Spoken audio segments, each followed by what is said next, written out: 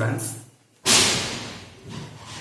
+2 commerce computer ആപ്ലിക്കേഷന്റെ നാലാമത്തെ പാഠത്തിലേക്കാണ് നാം പ്രവേശിക്കുന്നത്.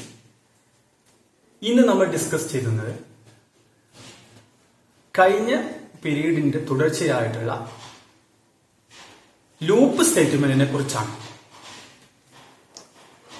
കഴിഞ്ഞ ക്ലാസ്സിൽ നമ്മൾ സെലക്ഷൻ സ്റ്റേറ്റ്മെന്റാണ് ഡിസ്കസ് ചെയ്തത്. അതിലെ പ്രധാനപ്പെട്ട ഭാഗങ്ങൾ, ഇമ്പോർട്ടന്റ് ആയ ഭാഗങ്ങൾ നമ്മൾ ഡിസ്കസ് ചെയ്തു. ഇനി ലൂപ്പ് സ്റ്റേറ്റ്മെന്റിനെ കുറിച്ച് നമ്മൾ ഡിസ്കസ് ചെയ്യുന്നു. ലൂപ്പ് സ്റ്റേറ്റ്മെന്റ് 3 തരത്തിലുള്ള സ്റ്റേറ്റ്മെന്റുകളാണ്. ഒന്ന് for loop, while loop, do while loop. ഇതും വിശദമായി നമ്മൾ പഠിക്കേണ്ട ഒരു ഭാഗമാണ്, വളരെ പ്രധാനപ്പെട്ട ഒരു ഭാഗമാണ്. ലൂപ്പിംഗ് സ്റ്റേറ്റ്മെന്റ് നമ്മൾ ക്രിയേറ്റ് ചെയ്യുമ്പോൾ പ്രധാനപ്പെട്ട 4 എലമെന്റ്സുകൾ കൂടി ചേർന്നാണ് ലൂപ്പിംഗ് സ്റ്റേറ്റ്മെന്റുകൾ ഉണ്ടാകുന്നത്. ഒന്ന് initialisation, 2 text expression, 3 update statement, 4 body of the loop. ഈ 4 എലമെന്റ്സുകൾ കൂടി ചേർന്നാണ് ഓരോ ലൂപ്പ് സ്റ്റേറ്റ്മെന്റുകളും ഉണ്ടാകുന്നത്. അപ്പൊ ഇതിന്റെ സിന്റാക്സിലൊക്കെ വ്യത്യാസപ്പെടുന്നത് ഈ എലമെന്റ്സുകൾ മാറുന്നതിനനുസരിച്ചാണ്. അപ്പോൾ ഈ പീരീഡ് വളരെ ഇമ്പോർട്ടന്റ് ആയിട്ടുള്ള ഒരു പീരീഡാണ്. നമ്മൾ വളരെ ശ്രദ്ധാപൂർവം വീക്ഷിക്കുക.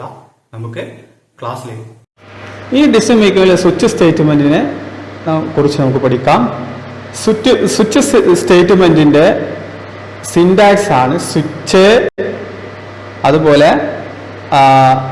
Expression, case, colon, statement block, break, case 2, statement block, break, ഇങ്ങനെ last default statement block n. ഇതാണ് സ്വിച്ച് സ്റ്റേറ്റ്മെന്റിന്റെ സിന്റാക്സ്. നമുക്കറിയാം, ഫസ്റ്റ് നമ്മൾ പറഞ്ഞതുപോലെ ആഷ് ഇൻക്ലൂഡ് ഹെഡർ ഫയലും, അതുപോലെ പ്രീ പ്രൊസസർ ഡയറക്റ്റീവ്, പിന്നെ മെയിൻ ഫംഗ്ഷൻ, ഇത് ഡിക്ലറേഷൻ സ്റ്റേറ്റ്മെന്റ്. ഇതാണെങ്കിൽ നമ്മൾ പറഞ്ഞു ഔട്ട്പുട്ട് സ്റ്റേറ്റ്മെന്റ്, ഇത് ഇൻപുട്ട് സ്റ്റേറ്റ്മെന്റ്. ഇവിടെ നിന്നാണ് സ്വിച്ച് സ്റ്റാർട്ട് ചെയ്യുന്നത്. സ്വിച്ച്, എക്സ്പ്രഷൻ, ഇത് CH എന്നുള്ളതാണ് എക്സ്പ്രഷൻ. ഇതിലെ പിന്നെ ഓപ്പൺ ബ്രേസസ്, അതിനുശേഷം കേസ് 1. ഇതിപ്പോ നമ്മളൊരു എക്സാമ്പിൾ ആണ് ഈ കാണിക്കുന്നത് അല്ലെ. എക്സാമ്പിൾ ആണ് ഇപ്പൊ നമ്മൾ പറഞ്ഞത്. To display a word for given characters അല്ലെ. ഒരു ക്യാരക്ടർ നൽകുമ്പോൾ ഒരു വേർഡ് എന്ത് ചെയ്യുന്നത്, ഡിസ്പ്ലേ ചെയ്യുന്നത്. വളരെ ഇമ്പോർട്ടന്റ് ആയിട്ടുള്ള ചോദ്യമാണ്. ആ ഉദാഹരണം നമുക്ക് ഡിസ്കസ് ചെയ്യാം. അപ്പൊ ഇവിടെ നമ്മൾ ഇതിന്റെ മെയിൻ പാർട്ടുകളാണ് ഇത് ഈ പറഞ്ഞത്. മെയിൻ പാർട്ടുകളാണ് hash include ISTream, use namespace STD, int main function അല്ലെ. ഇത് ക്യാർ CH, ഇത് ഡിക്ലറേഷൻ സ്റ്റേറ്റ്മെന്റ് ആണ്.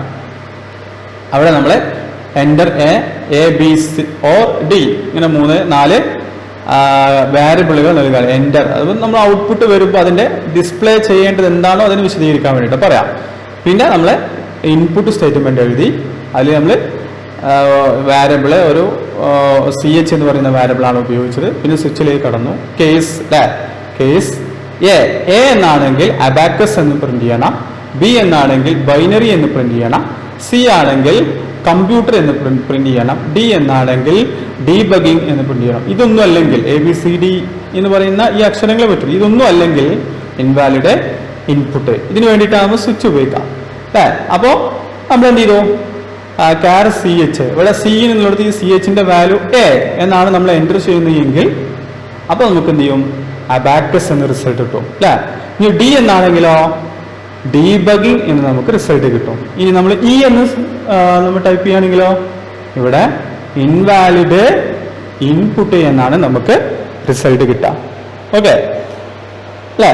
അപ്പോ ഇവിടെ ശ്രദ്ധിക്കുക, ഇവിടെ ഓരോ സ്റ്റേറ്റ്മെന്റ് കഴിയുമ്പോഴും നമ്മളൊരു ബ്രേക്ക് എന്ന് പറയുന്ന ജമ്പ് സ്റ്റേറ്റ്മെന്റിന് നമ്മൾ നൽകുന്നുണ്ട് അല്ലെ. ജമ്പ് സ്റ്റേറ്റ്മെന്റിനെ കുറിച്ച് നമ്മൾ പറയുന്നുണ്ട്.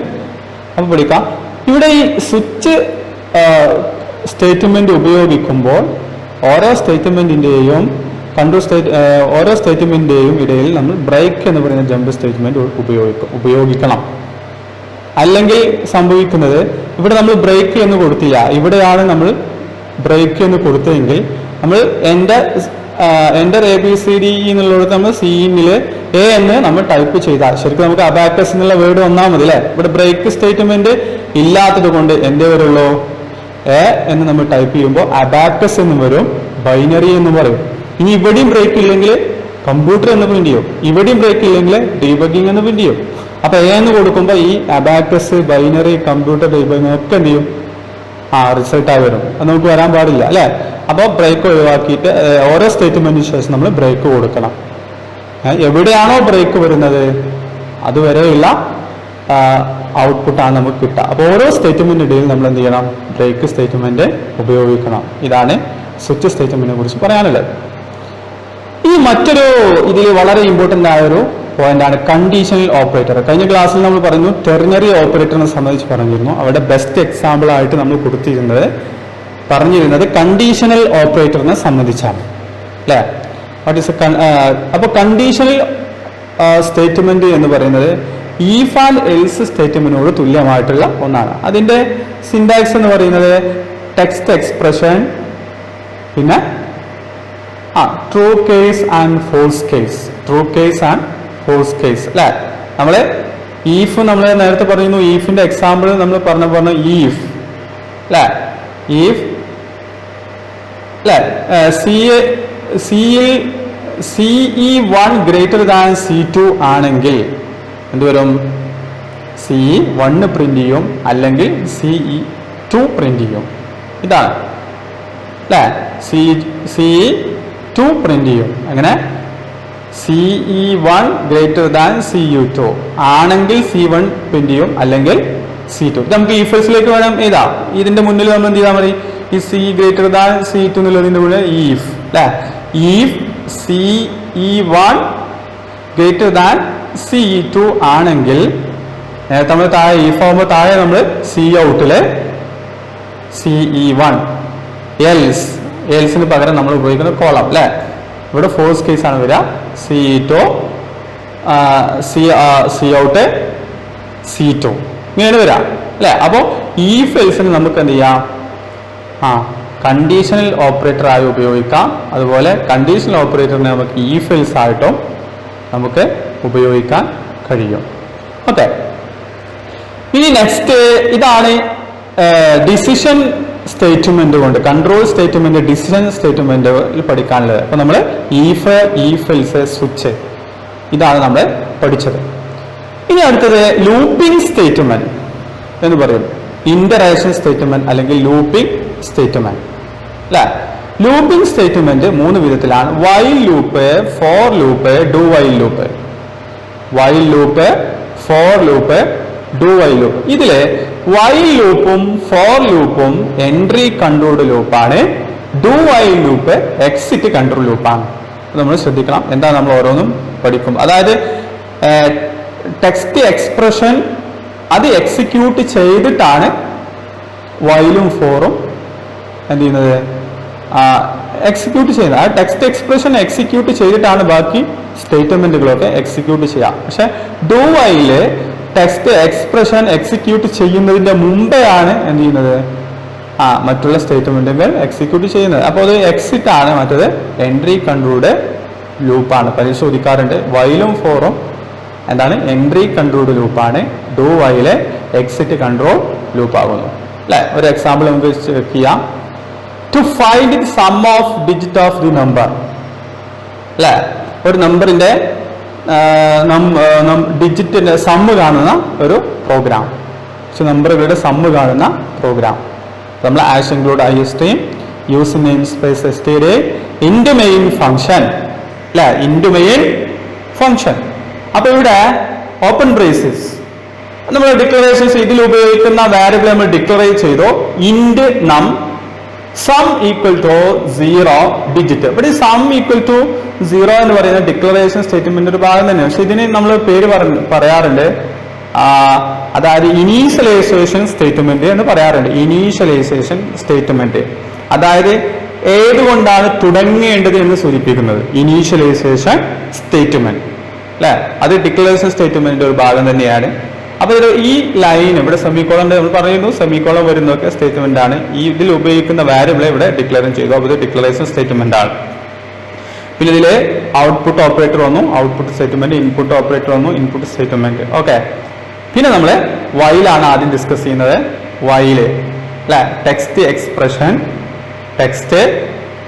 എക്സ്പ്രഷൻ ഓപ്പൺ ബ്രേസസ്, പിന്നെ അപ്ഡേറ്റ് സ്റ്റേറ്റ്മെന്റ് അല്ലെ? ഇത് അപ്ഡേറ്റ് സ്റ്റേറ്റ്മെന്റ് ആണ്. Update statement, body of the loop. ഇതേതാ? Body of the loop. അപ്പൊ നമ്മൾ ഇവിടെ പ്രധാനമായും ലൂപ്പ് സ്റ്റേറ്റ്മെന്റ് പഠിക്കുമ്പോൾ ശ്രദ്ധിക്കേണ്ടത് കാര്യമുണ്ട്. 4 ഭാഗങ്ങളാണ് ഒരു ലൂപ്പ് സ്റ്റേറ്റ്മെന്റുകൾ ഉണ്ടാവുക. എലമെന്റ്സ് ഓഫ് ലൂപ്പിംഗ് സ്റ്റേറ്റ്മെന്റ് എന്ന് പറയും. എലമെന്റ്സ് ഓഫ് ലൂപ്പിംഗ് സ്റ്റേറ്റ്മെന്റ് കഴിഞ്ഞ ക്ലാസ്സിൽ നമ്മൾ, കഴിഞ്ഞ വർഷങ്ങളിലൊക്കെ നമ്മൾ വിശദമായി പഠിച്ചതാണ്. Elements of looping statement: initialization, text expression, update statement, body of the loop. അപ്പൊ ഇതാണെന്ത്?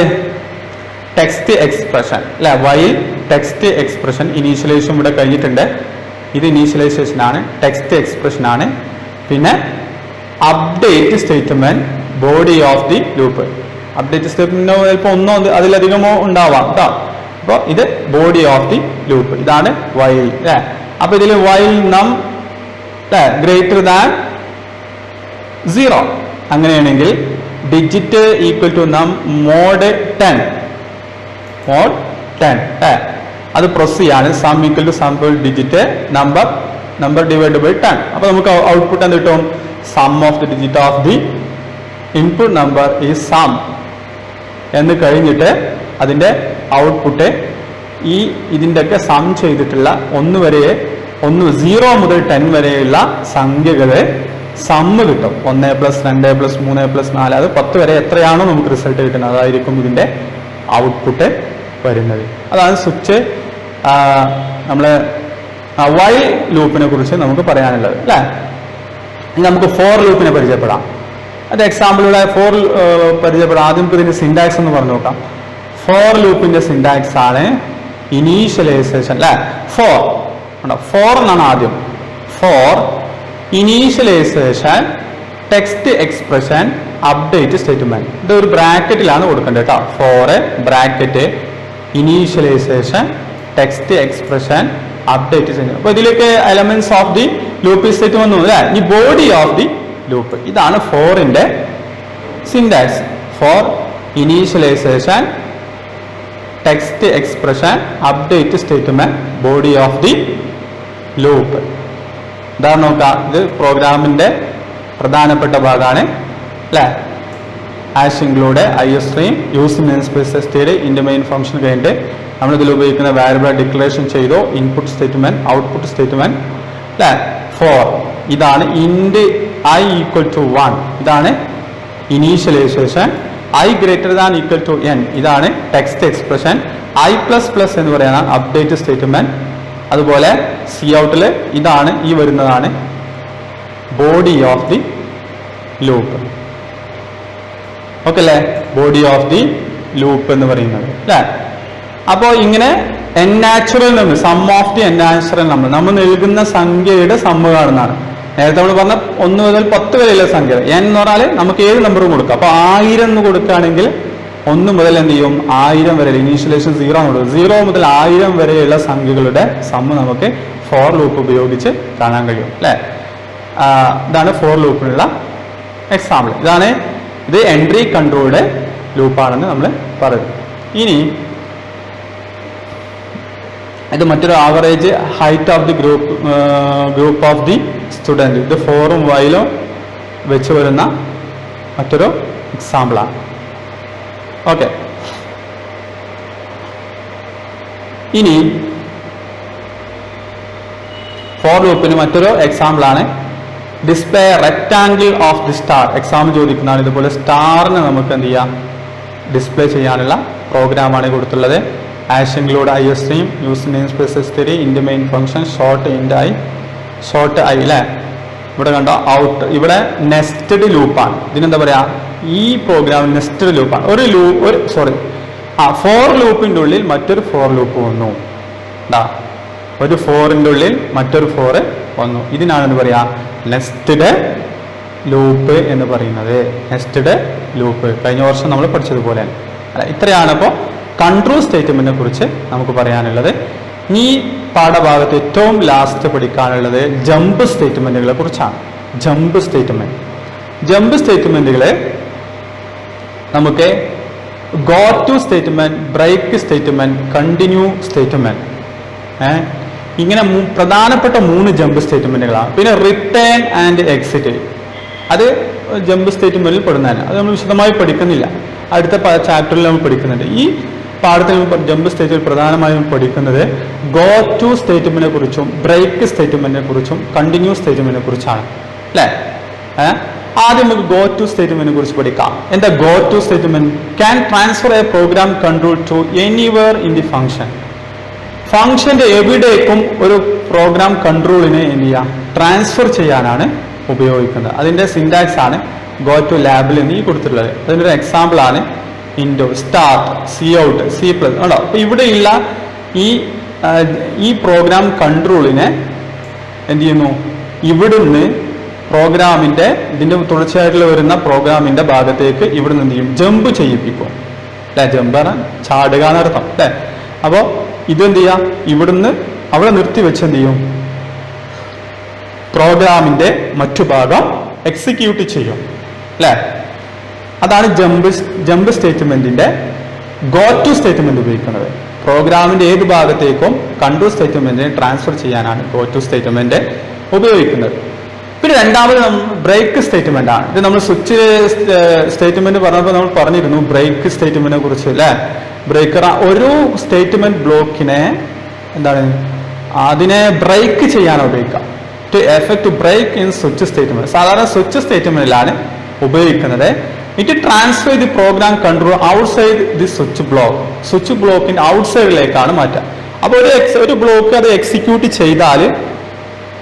ചെയ്ത് കഴിഞ്ഞാൽ പിന്നീട് എന്ത് ചെയ്യും, അതിനെ സ്വിച്ചിന്റെ പുറത്തേക്ക് അതിനെ എന്ത് ചെയ്യുന്നു, ഔട്ട്സൈഡ് ഓഫ് ദി സ്വിച്ചിന്റെ പുറത്തേക്ക് അതിനെ ട്രാൻസ്ഫർ ചെയ്യുന്നു. അതിനു വേണ്ടിയിട്ടാണ് ബ്രേക്ക് സ്റ്റേറ്റ്മെന്റ് ഉപയോഗിക്കുന്നത് അല്ലെ. നമ്മൾ സ്വിച്ച് പറഞ്ഞപ്പോൾ നമ്മൾ അവിടെ പറഞ്ഞിരുന്നു സൺഡേ എന്ന് കഴിഞ്ഞ് നമ്മൾ ബ്രേക്ക് കൊടുക്കുമ്പോൾ നേരെ എന്ത് ചെയ്യാം, ഔട്ട്സൈഡ് ഓഫ് ദി സ്വിച്ച്, നേരെ എൻഡ് ആവാം, പ്രോഗ്രാം അവിടെ അവസാനിക്കാം അല്ലെ.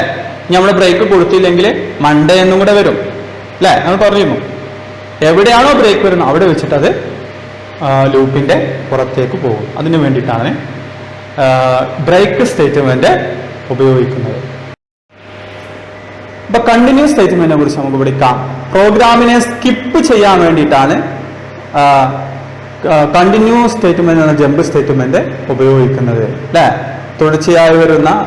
തുടർച്ചയായി എക്സിക്യൂട്ട് കൊണ്ടിരിക്കുന്ന ഒരു പ്രോഗ്രാമിന് ഇടയ്ക്ക് വെച്ച് സ്കിപ്പ് ചെയ്യാൻ വേണ്ടിയിട്ട്. ഉദാഹരണം നോക്കാം, 1 മുതൽ 10 വരെ പ്രിന്റ് ചെയ്യുന്ന ഒരു പ്രോഗ്രാമാണിത്. ഇതില് നമുക്ക് എന്ത് വേണം, ചില നമ്പറുകൾ സ്കിപ്പ് ചെയ്യണം. അപ്പോൾ ഫോർ എക്സാമ്പിൾ i = 1 മുതൽ തുടങ്ങണം, 10 വരെ പോകണം, ഓരോന്ന് അപ്ഡേറ്റ് ചെയ്യണം. ഇതാണ് അപ്ഡേറ്റ് സ്റ്റേറ്റ്മെന്റ്. അങ്ങനെ 6 എത്തുമ്പോൾ എന്ത് ചെയ്യണം, 6 എന്ന് പറയുന്ന നമ്പറിനെ സ്കിപ്പ് ചെയ്യണം. അതാണ് if i = 6. ഇവിടെ i 1 മുതൽ അങ്ങനെ അപ്ഡേറ്റ് ചെയ്ത് വരുമ്പോൾ 6 എത്തുമ്പോൾ കണ്ടിന്യൂ, അതിനെന്ത് ചെയ്യണം, സ്കിപ്പ് ചെയ്യണം. എന്നിട്ട് അതിന്റെ റിസൾട്ട്, ഇവിടെ റിസൾട്ട് നോക്കൂ, 1 2 3 4 5 കഴിഞ്ഞ് 6 എന്ത് ചെയ്തു, സ്കിപ്പ് ചെയ്തു. 1 ഇല്ലല്ലോ അല്ലേ, 7 8 9 10. അപ്പൊ ഇങ്ങനെ സ്കിപ്പ് ചെയ്യാൻ വേണ്ടിയിട്ടാണ് നമ്മൾ ഗോ ടു കണ്ടിന്യൂ സ്റ്റേറ്റ്മെന്റ് ഉപയോഗിക്കുന്നത്. ഓക്കെ, പിന്നെ ഇതിലെ ഡിഫറൻസ് ചോദിക്കാറുണ്ട്. കണ്ടിന്യൂ സ്റ്റേറ്റ്മെന്റും ബ്രേക്ക് സ്റ്റേറ്റ്മെന്റും തമ്മിലുള്ള ഡിഫറൻസ് അല്ലേ. ഇവിടെ പൂരിപ്പിക്കാനുള്ളൂ use it only with loops അല്ലേ. ഓൺലി സ്വിച്ച് ആണ് കേട്ടോ, സ്വിച്ച് ലൂപ്പിനോട് കൂടെയാണ് ബ്രേക്ക് സ്റ്റേറ്റ്മെന്റ് ഉപയോഗിക്കുന്നത്. കണ്ടിന്യൂ ആണെങ്കിലോ സ്കിപ്പിന് വേണ്ടിയിട്ടാണ് ഉപയോഗിക്കുക. Type control outside and skipping the part of the program. ഇവിടെ നമുക്ക് വേണമെങ്കിൽ എന്ത് ചെയ്യാം, ഒരു ബ്ലോക്കിനെ അവസാനിപ്പിക്കാം അല്ലെങ്കിൽ ബ്രേക്ക് ചെയ്യാൻ വേണ്ടിയിട്ടാണ് കൺട്രോളുകൾ ഉപയോഗിക്കുന്നത്. അപ്പോൾ ഇത് നമ്മൾ പാഠത്തിൽ നിന്ന് കണ്ടെത്തി എഴുതേണ്ട ഒരു ഭാഗമാണ്. അത് നമ്മൾ ചെയ്യേണ്ടതാണ്, സ്വയം പ്രാക്ടീസ് ചെയ്യേണ്ടതാണ്. ഇനി അത് ഒരുപാട് എക്സാമ്പിൾസുകളൊക്കെ കൊടുത്തിട്ടുണ്ട്, അത് നമ്മൾ പരിചയപ്പെടണം. ഇത്രയാണ് നമ്മൾ ഈ ചാപ്റ്ററിൽ പഠിക്കാനുള്ളത്. അപ്പോൾ ഇത് വെച്ച് നമ്മൾ എന്ത് ചെയ്യുക, ഉഷാറായി പഠിക്കുക. വളരെ ഇമ്പോർട്ടൻ്റ് ആയ പാഠഭാഗമാണ്. അപ്പോൾ നമ്മൾ എന്ത് ചെയ്യണം, സ്വിച്ച് സിസ്റ്റം ഇത് നമ്മൾ സ്വന്തം പ്രാക്ടീസ് ചെയ്ത് പഠിക്കുക കേട്ടോ. ഈ ഭാഗങ്ങളൊക്കെ പ്രാക്ടീസ് ചെയ്ത് പഠിക്കുക. ഓക്കെ. ചുരുക്കത്തിൽ C++ എന്ന് പറയുന്ന പ്രോഗ്രാമിംഗ് ലാംഗ്വേജിൽ പലതരത്തിലുള്ള സ്റ്റേറ്റ്മെൻറ്റുകളുണ്ടെന്നാണ് നാം പഠിച്ചത്. ഒന്ന് ഡിക്ലറേഷൻ സ്റ്റേറ്റ്മെൻറ്റ്, രണ്ട് ഇൻപുട്ട് സ്റ്റേറ്റ്മെൻറ്റ്, മൂന്ന് ഔട്ട്പുട്ട് സ്റ്റേറ്റ്മെൻറ്റ്, നാല് അസൈൻമെൻറ്റ് സ്റ്റേറ്റ്മെൻറ്റ്. എന്താ ഡിക്ലറേഷൻ സ്റ്റേറ്റ്മെൻറ്റ് എന്ന് പറഞ്ഞാൽ പ്രോഗ്രാമിൽ ഉപയോഗിക്കുന്ന വാരിയബിളുകളെ ഡിക്ലെയർ ചെയ്യുക. പിന്നെ ഇൻപുട്ട് ഓപ്പറേറ്ററുകൾ വന്നാൽ ആ സ്റ്റേറ്റ്മെൻറ്റുകൾക്ക് ഇൻപുട്ട് സ്റ്റേറ്റ്മെൻറ്റ് ആയിരിക്കും, ഔട്ട്പുട്ട് ഓപ്പറേറ്ററുകൾ വന്നാൽ ആ സ്റ്റേറ്റ്മെൻറ്റ് ഔട്ട്പുട്ട് സ്റ്റേറ്റ്മെൻറ്റ് ആയിരിക്കും, അസൈൻമെൻറ്റ് ഓപ്പറേറ്റർ വന്നാൽ അത്തരത്തിലുള്ള സ്റ്റേറ്റ്മെൻറ്റുകളൊക്കെ അസൈൻമെൻറ്റ് സ്റ്റേറ്റ്മെൻറ്റ് ആയിരിക്കും. ഇതാണ് നമ്മൾ ചർച്ച ചെയ്തത്. പിന്നെ നമ്മൾ പറഞ്ഞത് കൺട്രോൾ സ്റ്റേറ്റ്മെൻറ്റുകളെ കുറിച്ചാണ്. കൺട്രോൾ സ്റ്റേറ്റ്മെൻറ്റുകൾ 2 ടൈപ്സ് ഓഫ് കൺട്രോൾ സ്റ്റേറ്റ്മെൻറ്റുകളാണ്. 2 തരത്തിലുള്ള കൺട്രോൾ സ്റ്റേറ്റ്മെൻറ്റുകളാണ്. Selection statement and loop statement, അല്ലെങ്കിൽ decision making statement, interaction statement. ഇങ്ങനെ 2 തരത്തിലാണ് സ്റ്റേറ്റ്മെൻറ്റുകളെ തരംതിരിക്കുന്നത്. Selection statement if else switch, ഇങ്ങനെ 3 സ്റ്റേറ്റ്മെൻറ്റുകളാണ് സെലക്ഷൻ സ്റ്റേറ്റ്മെൻറ്റ്. അതിൻ്റെ സിൻടാക്സ് പഠിക്കണം, എക്സാമ്പിൾ പഠിക്കണം അല്ലേ. പിന്നെ അതിന് ഒന്നിനെ മറ്റൊന്നിലേക്ക് കൺവേർട്ട് ചെയ്യുന്ന രൂപം അല്ലേ. പിന്നെ അതിൽ nested if, else if ladder, അതുപോലെ കണ്ടീഷണൽ ഓപ്പറേറ്റർ. അത് നമ്മളത് പ്രധാനപ്പെട്ട നമ്മൾ ശ്രദ്ധിക്കേണ്ട കാര്യമാണ്. ഇനി അതിൽ വളരെ ഇമ്പോർട്ടൻ്റ് ആയ മറ്റൊരു ഭാഗമുണ്ട്, എൽസ് ഇഫ് ലാഡറും ബ്രേക്കും തമ്മിലുള്ള ഡിഫറൻസ്. അത് നമ്മൾ പഠിക്കണം. ഓക്കെ. പിന്നെ നമ്മൾ പറഞ്ഞത് ലൂപ്പിംഗ് സ്റ്റേറ്റ്മെൻറ്റ്. ലൂപ്പിംഗ് സ്റ്റേറ്റ്മെൻറ്റ് അല്ലേ. Looping statement 3 സ്റ്റേറ്റ്മെൻറ്റുകളാണ്. ഒന്ന് ഫോർ ലൂപ്പ്, രണ്ട് വൈൽ ലൂപ്പ്, മൂന്ന് ഡു വൈൽ ലൂപ്പ്. ഈ പോയിന്റ് ശ്രദ്ധിക്കേണ്ട കാര്യം, ഫോറും വൈലും എൻട്രി കൺട്രോൾ ലൂപ്പാണ്, ഡു വൈൽ ആണെങ്കിൽ എക്സിറ്റ് കൺട്രോൾ ലൂപ്പാണ്. പിന്നെ നെസ്റ്റഡ് ലൂപ്പ്, അത് വളരെ ഇമ്പോർട്ടൻ്റ് ആണ്, നെസ്റ്റഡ് ലൂപ്പ്. അപ്പോൾ ഈ സ്റ്റേറ്റ്മെൻറ്റുകളിലൊക്കെ അതിൻ്റെ സിൻടാക്സ് പഠിക്കണം. അതിൽ ഓരോ പ്രോഗ്രാംസുകൾ നമ്മൾ ചെയ്ത് പഠിക്കേണ്ടി വരും. പ്രാക്ടിക്കലിലൊക്കെ നമ്മൾ ചോദിക്കുന്ന പ്രധാനപ്പെട്ട ഭാഗങ്ങളാണ്. ഓക്കെ.